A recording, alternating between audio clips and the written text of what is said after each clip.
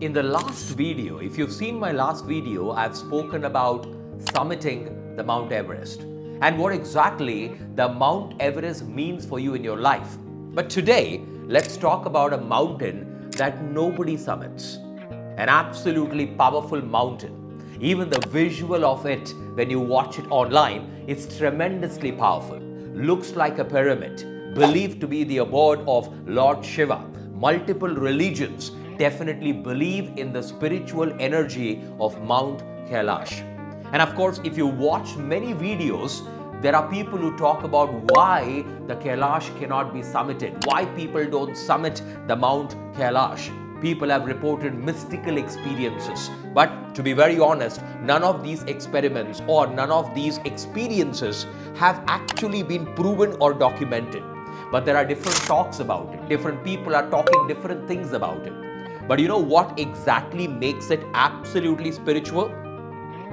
The fact that all religions, humanity itself, has decided not to summit this beautiful mountain. And that exactly makes it spiritual.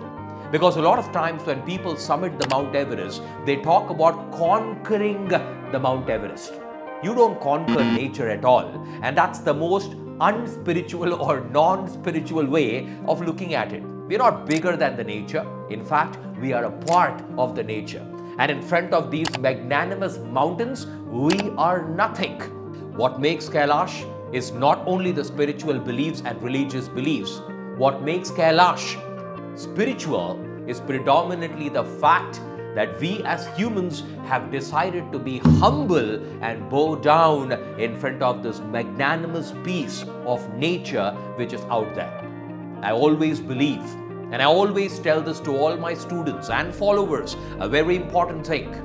How high you go in life depends on how strongly grounded and humble you remain in life. A lot of people, when they experience breakdowns, when they are at the bottom of the pit, they try and learn to be humble. But true spirituality is when you are in the absolute peak of life and yet choose to be humble. And that is what is important.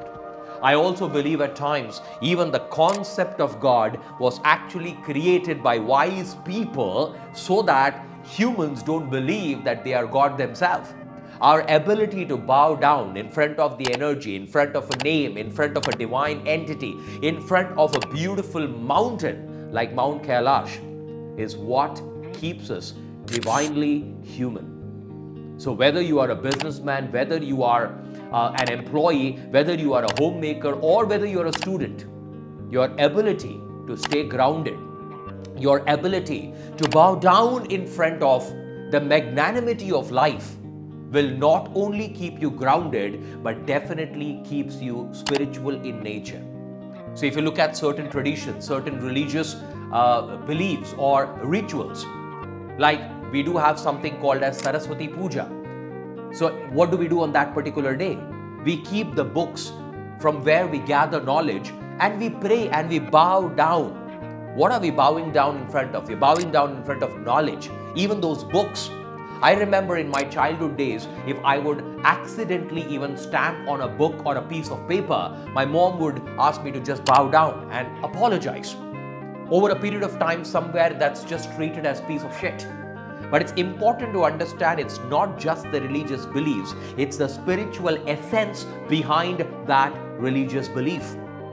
And when you understand that, you skip the limitation of ritual and you directly access the deeper spiritual meaning. And spirituality, authentic spirituality, not only keeps us grounded, it keeps us strong in life. So every day in the morning and every day before you go to sleep, if you can just close your eyes and just pray, be humble and bow down in front of the beautiful energy of your workspace, of your work, customers, clients, family, your home, this beautiful planet, your country, and even spiritually energized places like Mount Kailash, you are not only seeking blessings, but you're channelizing this beautiful energy into the lives of other people.